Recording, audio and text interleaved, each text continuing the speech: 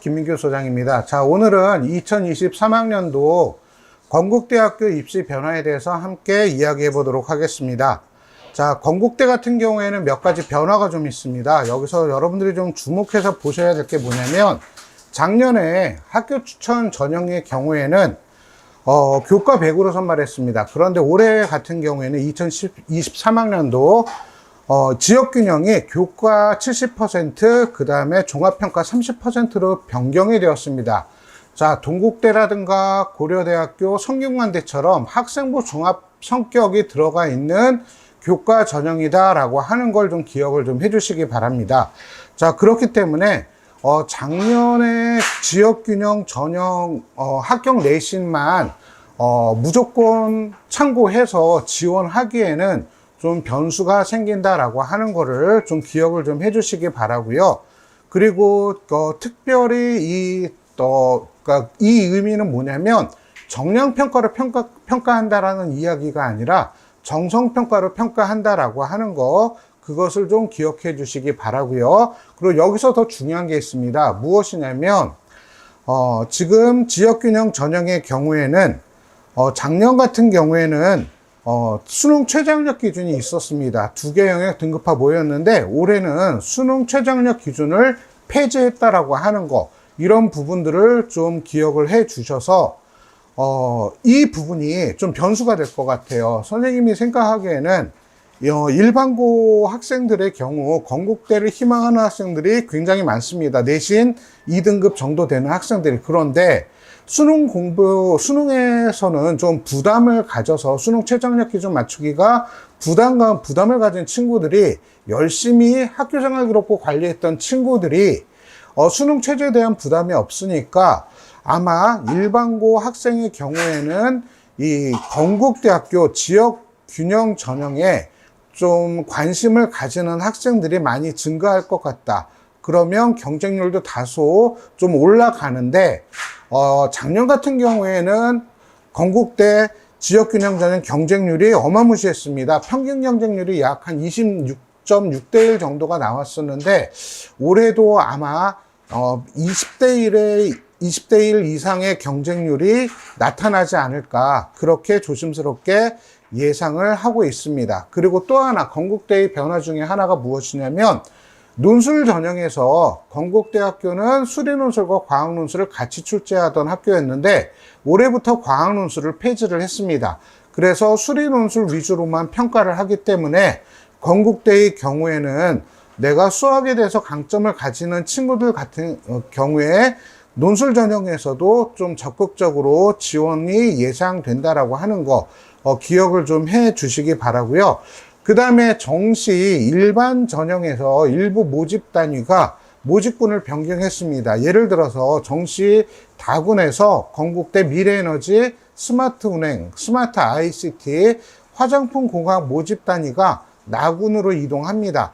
자, 여러분들 기사 많이 봤을 거예요. 어떤 기사냐면 제2학원에서 발표한 내용이었는데, 건국대 공학계열 합격한 친구가 연세대 경영학과에 교차 지원해서 합격을 했다라는 라는 내용으로 신문에서 많이, 언론에서 많이 알려져 있는데, 선생님이 그래서 이거를 전수조사까지는 아니지만 점수 공개 자료를 확보를 해서 분석을 해봤습니다. 그랬더니 어떤 결과였냐면, 건국대학교 다군에, 그러니까 정시에서 다군의 경우에는 지원할 만한 상위권 대학이 몇 개가 없어요.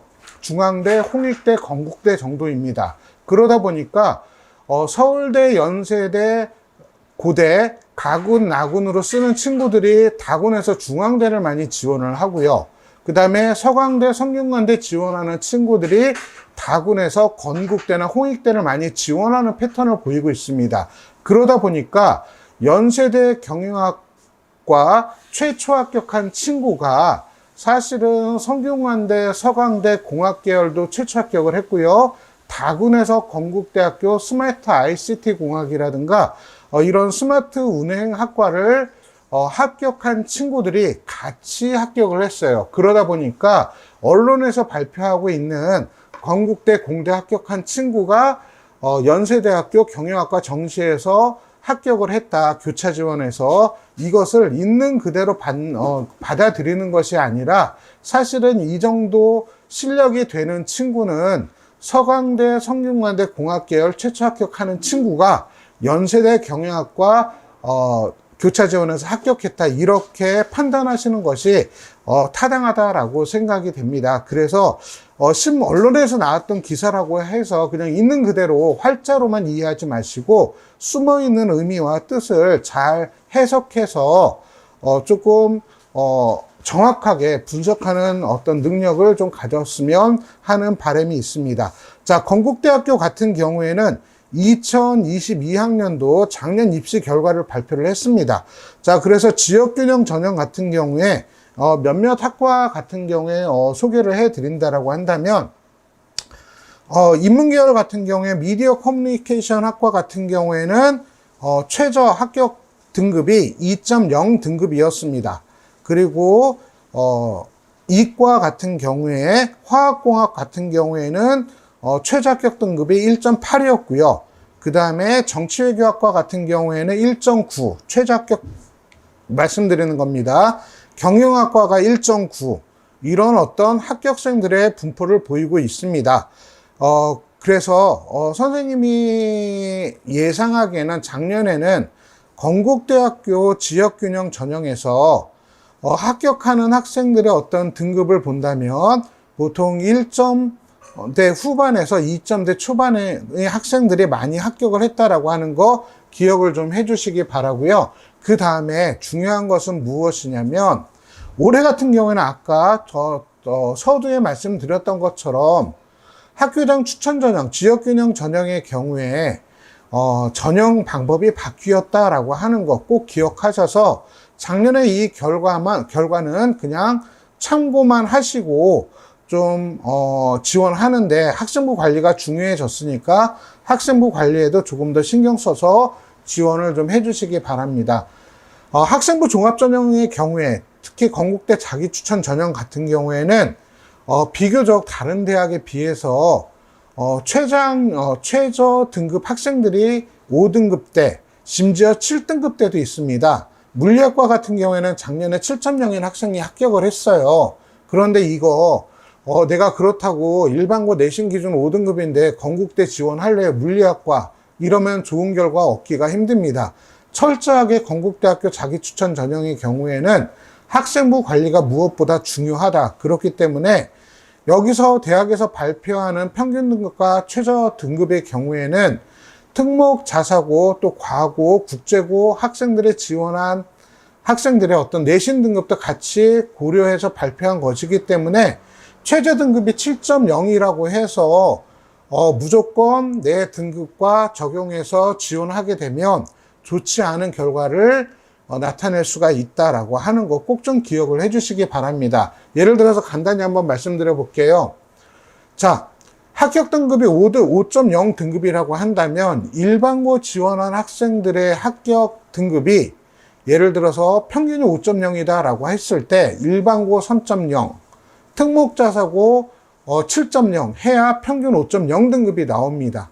그리고 건국대 자기추천 전형의 경우에는 특목 자사고 학생들의 지원 비율이 굉장히 많습니다.